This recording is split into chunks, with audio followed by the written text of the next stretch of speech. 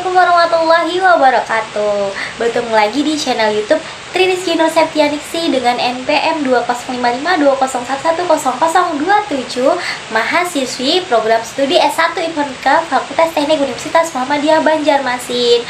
Halo teman-teman, kali ini saya akan mereview materi pertemuan mata kuliah forensik digital dari pertemuan 1 sampai dengan pertemuan 16. Jadi, di sini saya akan menjelaskan pertemuan 1 sampai dengan 16 merupakan pertemuan pertama dan termasuk ke dalam introduction atau sebuah pengantar. Jadi pertemuan sebanyak 16 itu ada 4 pertemuan yang berbeda. Jadi pada pertemuan 7 itu merupakan progres ujian tengah semester. Nah, yang ke-8 merupakan pelaksanaan ujian tengah semester. Kemudian ada pertemuan 15, itu juga akan membahas tentang progres ujian akhir semester atau UAS. Dan yang terakhir pertemuan 16 itu adalah pelaksanaan UAS. Nah, mungkin kita akan simak pada video selanjutnya. Pertemuan 1 sebenarnya hanya introduction atau pengantar saja. Jadi selain dari si dosen pengampu memberikan apa saja materi yang akan mungkin dijalani selama 16 pertemuan, dosen menggunakan metode CBSA. Jadi si mahasiswa akan lebih aktif daripada dosen dengan cara dosen pengampu membagi setiap mahasiswa untuk membuat kelompok yang nantinya akan membuat sebuah makalah yang akan dipresentasikan pada materi pertemuan yang akan didapatkan oleh kelompok-kelompok tersebut. Kemudian di setiap mata pelajaran ketika dimulai itu mahasiswa tidak diperbolehkan menggunakan alat-alat elektronik seperti handphone atau mungkin laptop. Karena apa? Karena dosen pengampu ingin supaya mahasiswanya itu fokus pada materi yang disampaikan oleh si narasumber, si kelompok yang ada di depan nanti. Begitu. Nah, boleh digunakan itu handphonenya, laptopnya apabila dosen pengampunya menyuruh. Ketika contohnya ada kata yang tidak paham dan dosen pengampu meminta kalian coba search di Google, maka itu alat-alat elektroniknya seperti handphone dan laptop akan boleh digunakan. Jadi selain daripada itu tidak boleh digunakan. Namun apabila masih ada yang digunakan, mungkin dosen pengampu akan menegur untuk mematikan handphonenya sementara waktu. Nah, mungkin ada sedikit penjelasan tentang forensik. Jadi forensik ini proses ilmiah yang mana dia ini mengidentifikasi sebuah kasus atau menganalisa sebuah kasus dengan sumber daya dari sistem komputer, jalur komunikasi, jaringan komputer, media penyimpanan, aplikasi komputer. Nah, jadi seperti detektif ya.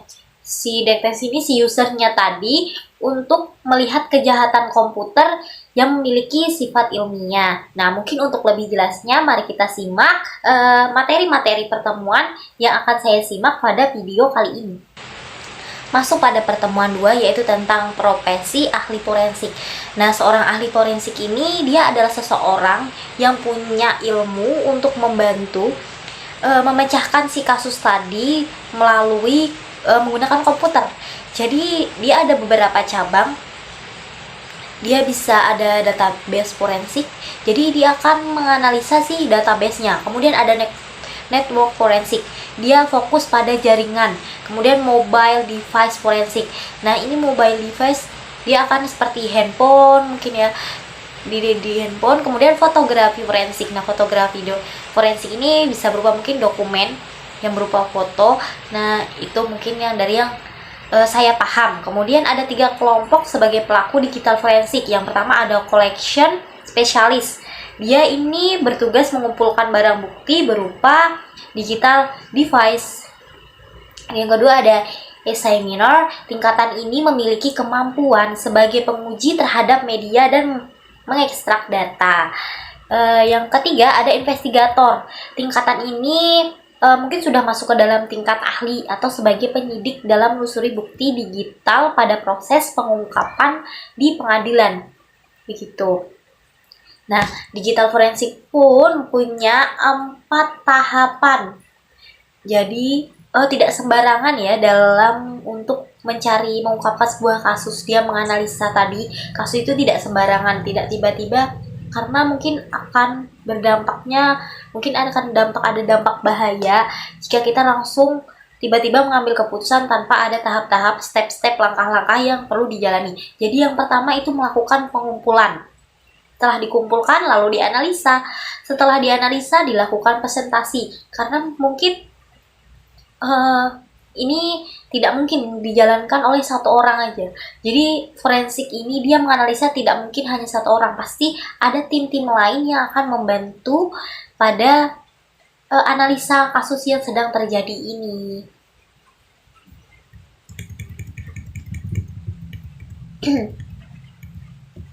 Nah, pengetahuan yang diperlukan oleh ahli forensik sendiri, dia harus paham dasar-dasar dari hardware misalnya. Kenapa? Biasanya barang bukti itu bisa disimpan di hardware. Jadi kalau tidak hati-hati, maka barang buktinya bisa rusak. Begitu. Kemudian paham partisi. Partisi itu ada benda-benda kecil yang di dalam hardware yang mungkin itu kalaunya rusak sedikit saja, contohnya ada motherboard, kemudian ada dalam-dalamnya yang terpatri biasanya. Nah, kalau itu rusak salah satu, kemungkinan dokumen yang tadi di dalam sini sebagai pengungkap kasus akan hilang. Kemudian mengerti master boot record dan drive geometry. Dia paham hide, delete, recovery, file, dan directory. Jadi tidak sembarangan ketika tiba-tiba mungkin ketika file sebuah, contohnya flash disk mungkin dimasukkan ke dalam laptop, kita tidak tahu ternyata mungkin ketika file tersebut dari flash disk kita kopikan, ternyata dia ada virus yang bisa menghilangkan itu. Jadi sebagai seorang ahli forensik kemungkinan harus bisa mengembalikan data yang ada pada USB flash disk tadi. Kemudian dia familiar dengan header dan extension file. Jadi itu tadi adalah pengetahuan yang harus dimiliki seorang ahli forensik. Selanjutnya ada kriteria ahli forensik. Nah, kriterianya ada 5. Yang pertama, dia harus menguasai modifikasi data. Kedua, berpikir terbuka. Nah, kalau dia hanya berpikir ini bagaimana, dia tidak memikirkan, mungkin itu akan menjadi stuck. Nah, kasus itu mungkin tidak akan terungkap. Yang ketiga, etika yang tinggi. Yang keempat, selalu belajar. Nah, ahli forensik pun akan selalu belajar. Jadi dia tidak, walaupun sudah namanya seorang ahli forensik, dia juga perlu selalu belajar. Dan terakhir, selalu menggunakan data dalam mengambil keputusan. Jadi tanpa data kita tidak tahu kasus tersebut bagaimana. Jadi ahli forensik ini merupakan bidang pekerjaan yang terus akan berkembang dan membutuhkan keahlian khusus serta pengalaman. Ada beberapa isu-isu yang muncul, masalahnya keberadaan pihak, kebenaran dari atributnya, penolakan atas transaksi, keutuhan informasi. Keutuhan informasi itu bagaimana? Terkadang ketika contohnya ada orang menggosip, mungkin dari gosip orang tersebut akan ada tambahan yang mungkin tidak sesuai dengan orang yang pertama menyampaikan, sampai pada orang kedua itu bisa bertambah atau berkurang. Nah, jadi keutuhan informasinya ini jadi pertanyaan gitu. Pengakuan saat pengiriman dan penerimaan privasi, dan yang terakhir ada jurisdiksi. Masuk pertemuan 3 yaitu tentang Undang-Undang ITE. Nah, Undang-Undang ITE ini ada tentang informasi dan transaksi elektronik. Jadi, Undang-Undang ITE ini mengatur teknologi informasi dan transaksi elektronik. Disahkan pada tahun 2008, yaitu dengan Undang-Undang Nomor 11 Tahun 2008 dan direvisi pada tahun 2016 menjadi Undang-Undang Nomor 19 2016. Tujuannya menciptakan dasar hukum, promosikan keamanan cyber, dan lindungi hak individu di ranah digital. Nah, kejahatan itu tidak hanya di dunia nyata, tapi di dunia komputer pun, dunia maya pun bisa terjadi. Makanya harus ada undang-undang yang namanya Undang-Undang ITE ini tadi. Nah, selanjutnya dia melibatkan identifikasi elektronik transaksi berupa keamanan cyber dan pelindungan data pribadi. Data pribadi itu berbahaya ketika mungkin akan dihack orang.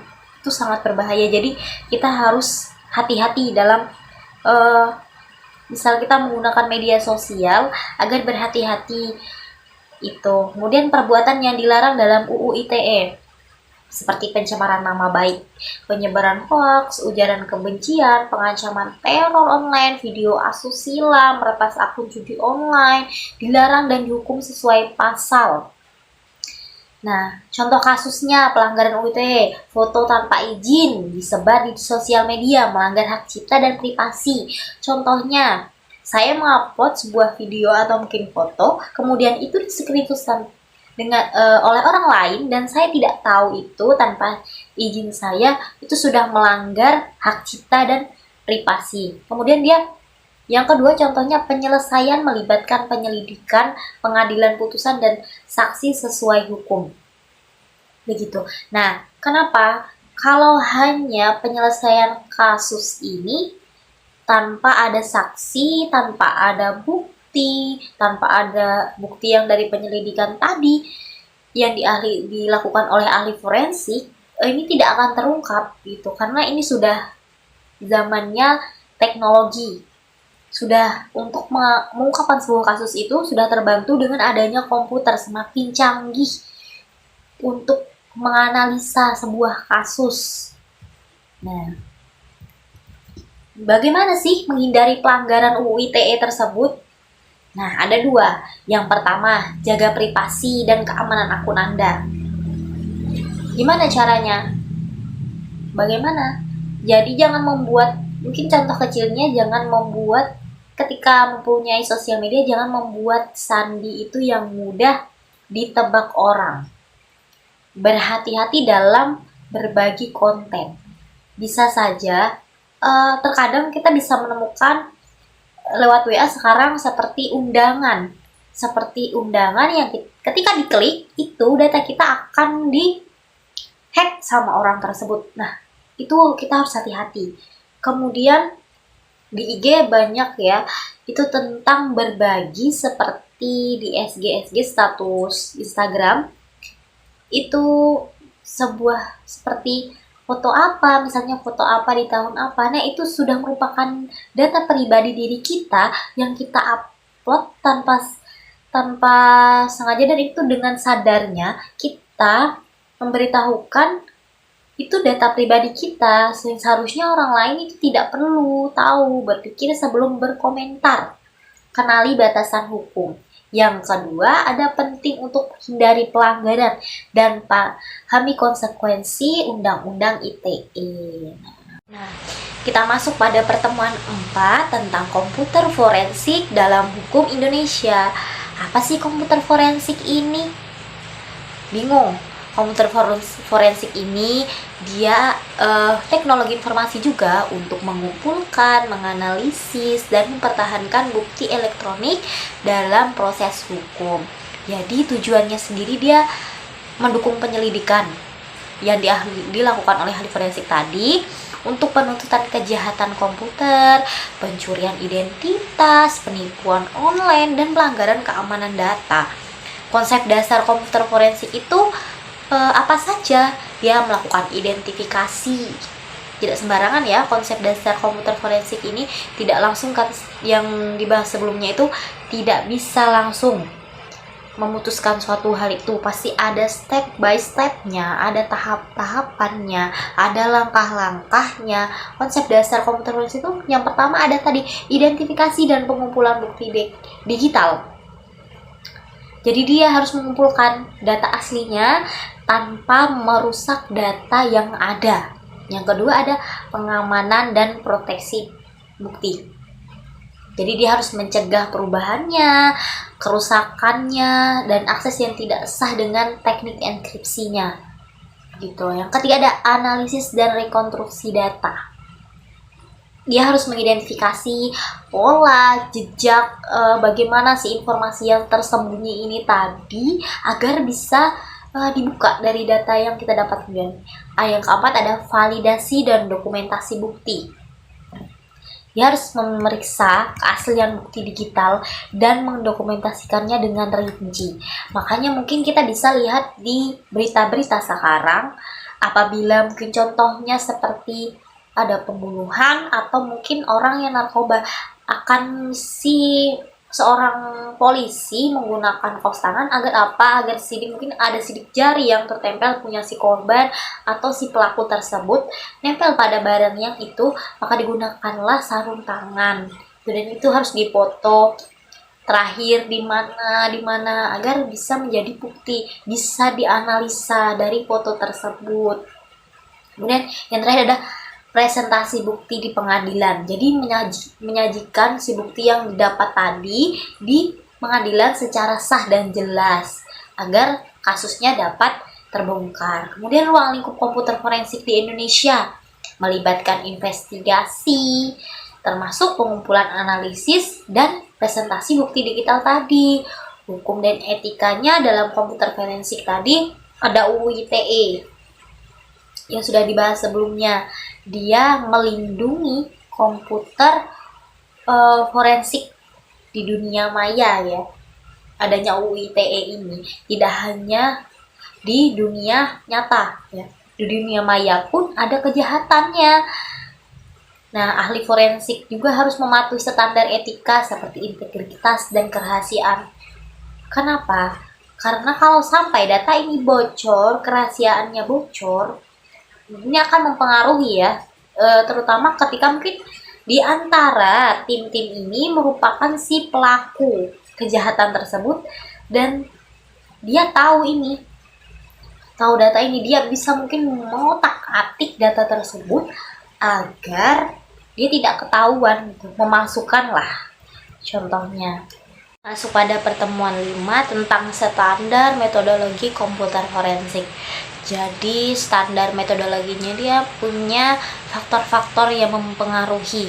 Yang pertama ada identifikasi subjek. Identifikasi subjek, dia menganalisa si objek tersebut. 2, memperbaiki komputer. 3, mengungkapkan jalur komunikasi. Dan yang keempat adalah permintaan investigasi. Investigasinya dia harus melihat dari si subjek tersebut. Dan yang kelima ada pengumpulan digital and device lainnya. Syarat-syarat pengujian forensik itu ada 3 menurut The International Association of Computer Investigative Specialists, yaitu yang pertama penggunaan media forensik steril. Yang kedua, pengujiannya harus mempertahankan integritas media asli. Seperti yang dibahas sebelumnya, harus hati-hati dalam memindahkan sebuah data atau bukti itu bisa agar tidak rusak. Yang terakhir ada print out dan copy data hasil pengujian harus ditandai, dikenali, dan disertakan. Gitu. Jadi standar metodologi ini punya prinsip. Yang pertama, dia peralatannya bukanlah yang terutama, melainkan keahlian pakarnya.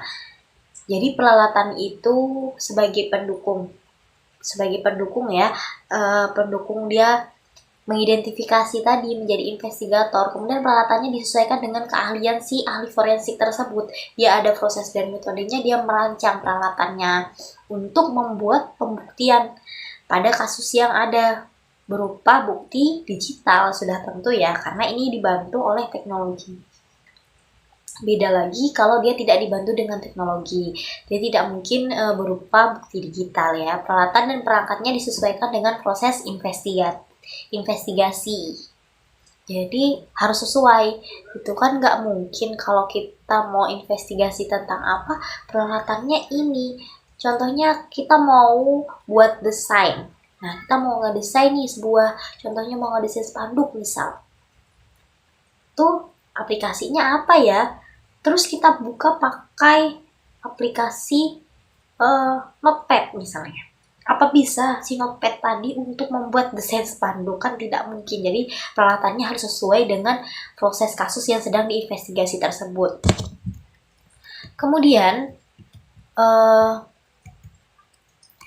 Standar komputer forensik ini ada yang namanya 5C.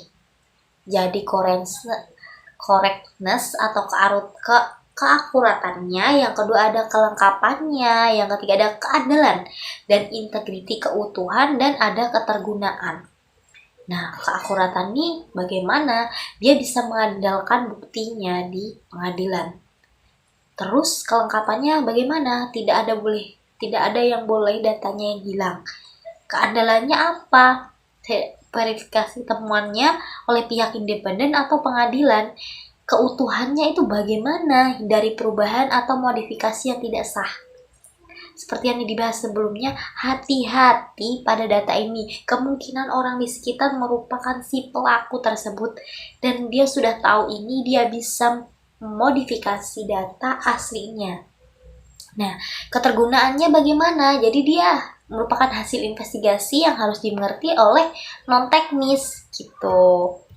Jadi dia akan berupa mungkin laporan ya, berupa laporan yang memang harus relevan sesuai dengan si proses hukum tadi. Kemudian perkembangan standar komputer forensik dimulai pada tahun berapa? Jadi dimulai dari tahun 1980 ya sampai sekarang.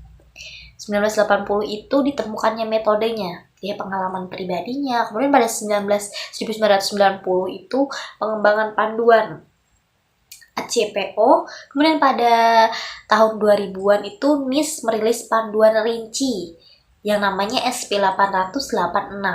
Pada tahun 2010-an itu adaptasi terhadap teknologi baru seperti cloud computing. Pertemuan yang keenam tentang hukum pembuktian dan kejahatan. Nah, dia harus ada hukum pembuktiannya dari kejahatan yang ada, berarti kan begitu. Jadi tujuannya gunanya adanya pembuktian bagi penuntut untuk menyatakan seorang terdakwa, bagi terdakwa atau penasehatnya, dia meyakinkan hakim berdasarkan bukti yang ada, ini dia mau jadikan tersangka atau dibebaskan atau mungkin diringankan pidananya, dan bagi hakim dia membuat keputusan dari alat bukti yang sudah ada. Jadi hakim ini tidak bisa sembarangan dalam memutuskannya, dia harus ada bukti. Kemudian masuk pada pertemuan 7 merupakan progres UTS, ujian tengah semester, yang mana pada mata kuliah forensik digital ini dosen pengampu akan melihat progres video yang dibuat itu sampai mana. Nah, videonya itu berasal dari materi yang mana? Nah, itu materi setiap kelompok. Dan dibahas di awal tadi ada pembagian kelompok dan materi yang akan diacak. Nanti materi tersebut akan dibuat sebuah makalah yang akan dipresentasikan sesuai dengan dapatnya. Materi tersebut terdapat pada pertemuan berapa. Nah, itu nanti akan dibuat sebuah review berupa video. Nah, itu progresnya nanti akan dilihat oleh dosen pengampu, sudah sampai mana dan sudah berapa persen video itu dikerjakan. Kemudian apabila mungkin ada kekurangan atau mungkin videonya ada perbaikan, nanti dosen pengampu akan memberikan sarannya. Nah, kita masuk pada pertemuan 8. Pertemuan 8 ini merupakan pelaksanaan ujian tengah semesternya. Apa yang dilakukan? Jadi tidak berupa lisan ya. Tidak lisan maupun tulisan. Jadi dari video yang direview pada pertemuan 7 itu tentang materi yang didapat setiap kelompok. Setelah direview, nanti video tersebut akan dibagaimanakan? Video tersebut akan di-upload ke YouTube atau media sosial yang mereka punya. Kemudian setiap kelompok yang punya ya. Kemudian link video tersebut nantinya akan dikirimkan melalui email dari si mahasiswa ke dosen pengampu. Itu sesuai dengan jadwal yang sudah ditentukan di awal perkuliahan dan sesuai dengan kalender akademiknya. Nah, apabila dia melewati batas pengumpulan, otomatis dia tidak akan mendapatkan nilai karena UTS ini sudah diberitahukan dari awal bahwa UTS-nya itu membuat sebuah review video dari makalah setiap kelompok. Jadi tidak ada alasan bahwa materinya ini, videonya ini belum selesai. Nah, bagaimana dengan yang belum maju dengan materi tersebut? Itu harus membuat makalahnya atau setidaknya punya bahan-bahan, punya materi walaupun makalahnya belum selesai agar bisa membuat video tersebut yang nantinya untuk bahan ujian tengah semester begitu. Masuk pada pertemuan 9 tentang kejahatan di bidang teknologi informasi, computer crime. Jadinya ya, kejahatan di bidang teknologi informasi. Dia itu melawan hukum, dilakukan oleh, jelas dia pakai komputer ya, dilakukan menggunakan komputer. Dia melawan hukum, kemudian dia menggunakan internet, dan karakteristiknya di bidang kejahatan ini dia ruang lingkup kejahatannya itu tanpa batas. Dan sifat kejahatannya itu tidak mudah terlihat. Kenapa tidak mudah terlihat? Jadi contohnya seperti, bukan kok virus, jadi virus tidak terlihat ya. Bisa mungkin laptop ini, contohnya laptop atau komputer yang terkena virus, mungkin dia adakan sistem yang rusak, atau mungkin dia akan, kenapa ya ini laptopnya jadi lambat mungkin, terus ketika buka aplikasi kenapa ada muncul-muncul tiba-tiba ada iklan, itu dia kena virus gitu. Jadi tidak mudah terlihat oleh orang yang awam ya, oleh orang awam. Kemudian pelaku kejahatan tidak mudah ditemukan atau diidentifikasi karena dia di dunia maya ya, jejaknya dia itu sulit untuk diidentifikasi. Berbeda dengan ketika dia ada kasus yang memang kasus pembunuhan, itu memang pasti ada sebuah bukti. Sedangkan kalau untuk dunia maya atau peretasan seperti ini lumayan sulit. Contohnya sendiri yang memang masih baru-baru ini seperti BSI yang sempat kena hack orang, itu ruginya banyak sekali, dan kemudian klien-klien dari si pengguna BSI pun pindah karena takut gitu, takut. Dan itu dari pengalaman saya sendiri, saya langsung pindah ke bank lain, memindahkan uang ke bank lain karena sempat BSI Mobile itu sempat error dan dia memunculkan notif saldo saya nggak ada. Itu saldo saya kemana? Kata saya nggak ada makai, ini tiba-tiba hilang. Kemudian dia hanya blank, itu putih ketika aplikasinya dibuka. Nah, kemudian modus kejahatannya hanya dapat dipahami oleh orang yang menguasai ilmu teknologi informasi. Seperti tadi contohnya, mungkin virus ya, tapi ini bukan dari orang ya, maksudnya bukan orang yang meretas virus ini kan dari aplikasi, atau kita membuka situs-situs yang tidak seharusnya dibuka gitu. Itu bisa berupa dari situ. Pada pertemuan 10 yaitu tentang penanganan insiden forensik. Nah, sebenarnya insiden forensik ini memiliki jenis-jenis ya, security management.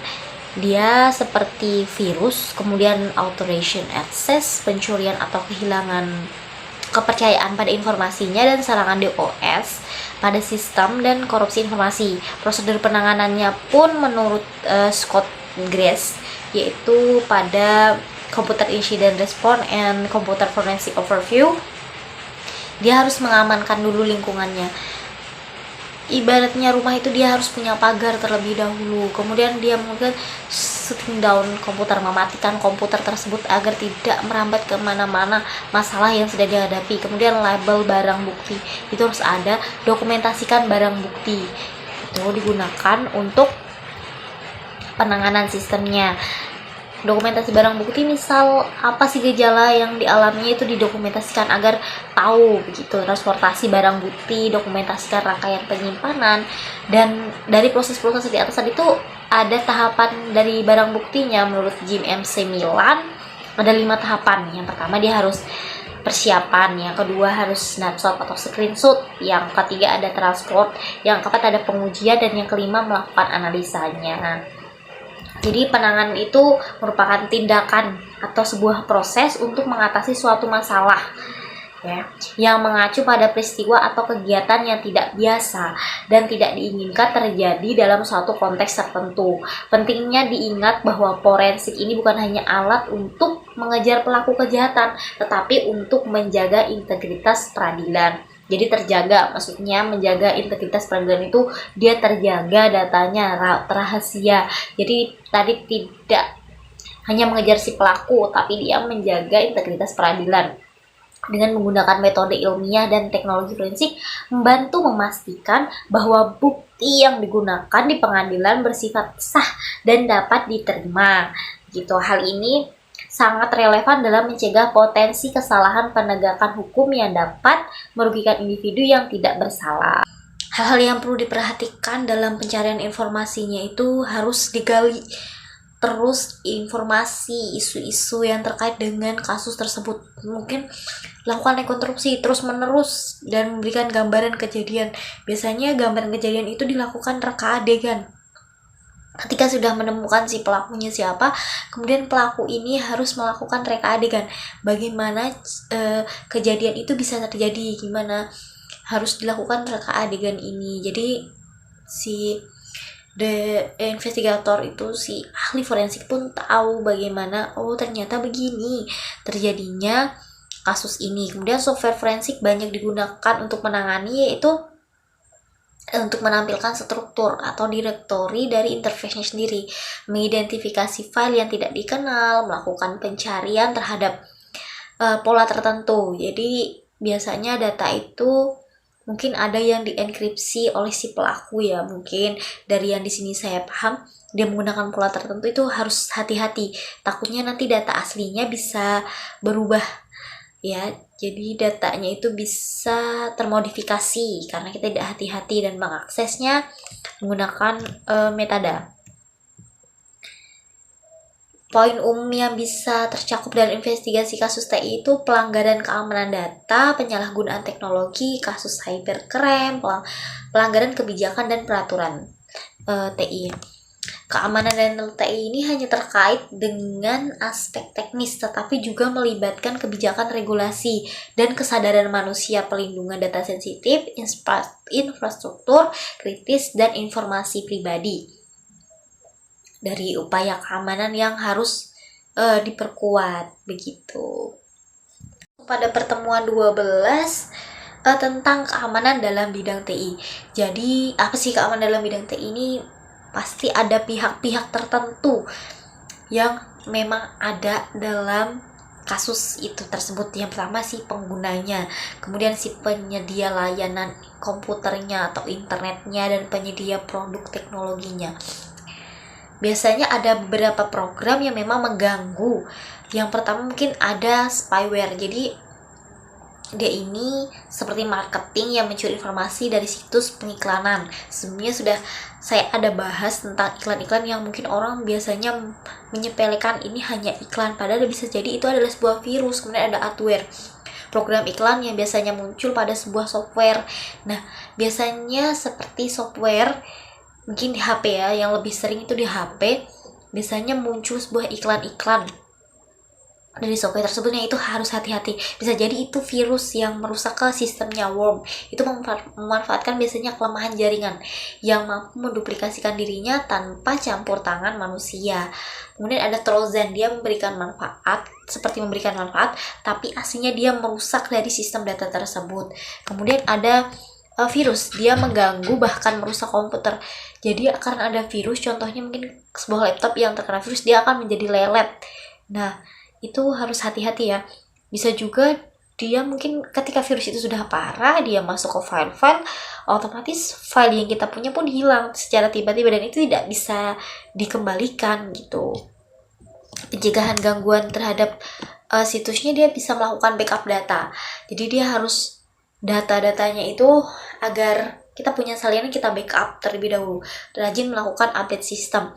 Supaya apa? Supaya karena virus itu bisa ya lebih kuat ketika kita tidak mengupdate sistem kita. Kemudian update web servernya juga, update engine webnya. Jangan menggunakan nama database default. Maksudnya nama database-nya itu yang mudah dilacak orang, mudah diotak-atik orang. Seperti mungkin kata sandi atau password itu biasanya harus menggunakan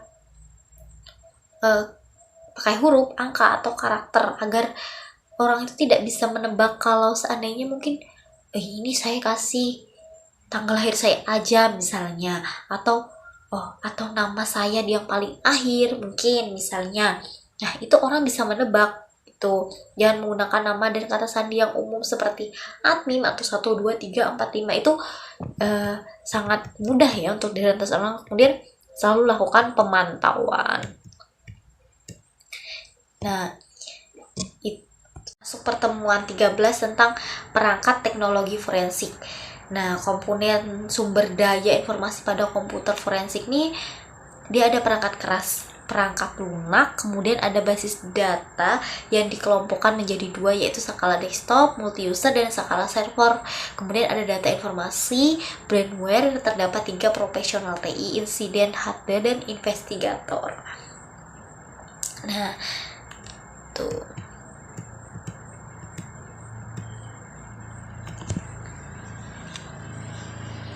Perangkat teknologi forensik adalah bidang yang berkembang pesat dalam dunia investigasi kriminal dan keamanan komponen utama pada perangkat teknologi forensik.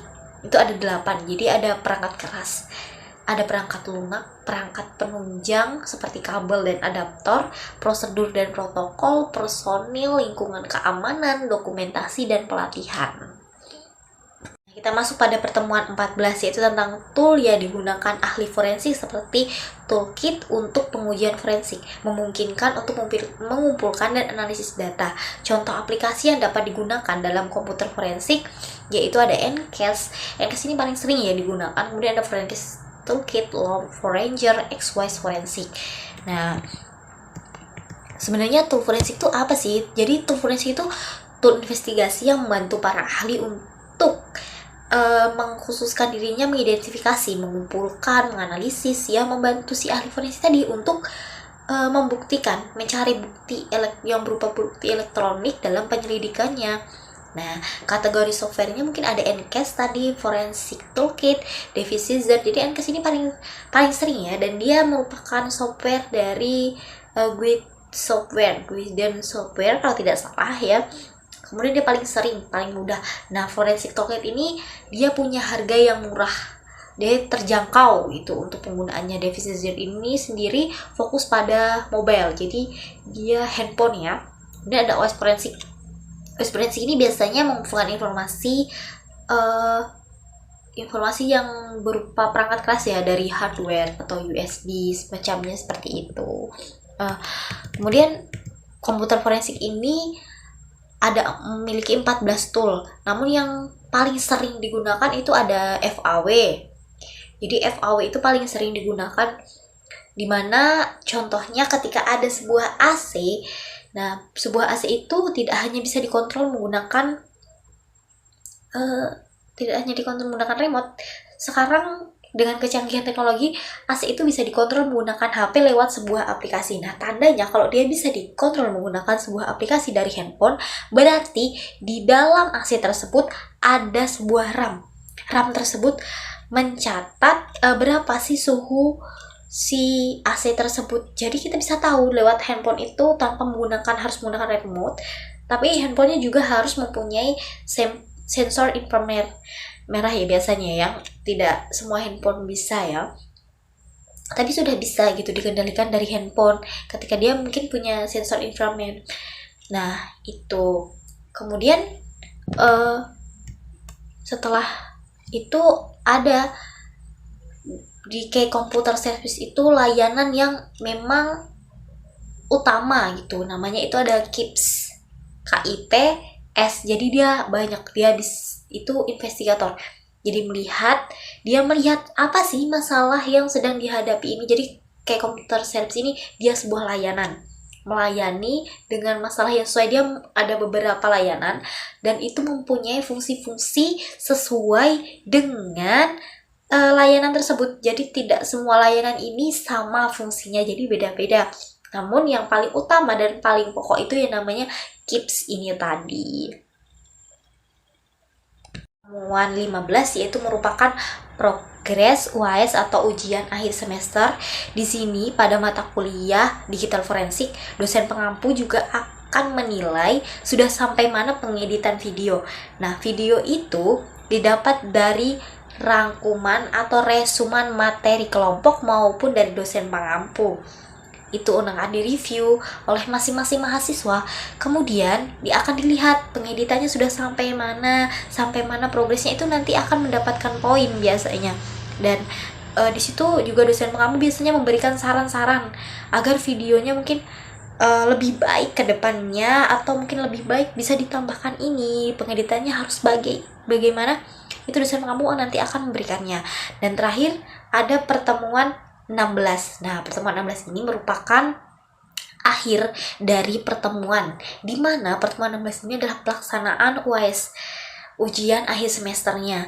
Nah, sama ya, mungkin sebelum-sebelumnya juga UAS-nya ini tidak dilaksanakan secara lisan atau maupun tertulis. Jadi tadi dari video review sebelumnya di UTS itu yang direview hanya makalah materi kelompoknya saja. Namun di sini yang direview semua pertemuan dari pertemuan 1 sampai pertemuan 16, baik materi dari dosen maupun materi kelompok itu wajib untuk direview, diresum kemudian kita review dengan cara kita berbicara itu bagaimana, itu kita jelaskan sampai mana pemahaman kita tentang materi tersebut. Nah, begitu. Itu. Kemudian yang lebih pentingnya lagi, pengumpulannya hampir sama seperti UTS tadi. Linknya nanti akan dikirimkan melalui email ke dosen pengampu. Kita upload dulu ke YouTube atau media sosial yang kita punya. Namun kali ini yang dikirimkan bukan hanya link, namun beserta makalah resuman yang dibuat sebelumnya. Dan perlu diingat-ingat bahwa UAS-nya pun memiliki batas waktu yang perlu diperhatikan.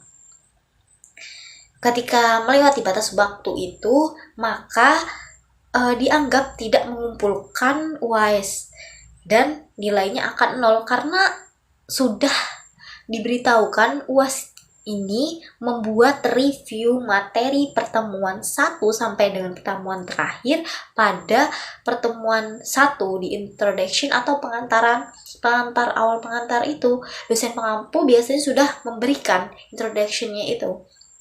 Jadi tidak ada alasan videonya tidak selesai, resumannya tidak selesai, itu tidak ada ya. Itu mungkin hanya dia yang tidak mengerjakan begitu. Nah, sekian review dari saya tentang materi forensik digital. Semoga bermanfaat bagi semuanya. Salah hilaf mohon maaf. Wassalamualaikum warahmatullahi wabarakatuh. Sampai jumpa di channel YouTube selanjutnya. Salam.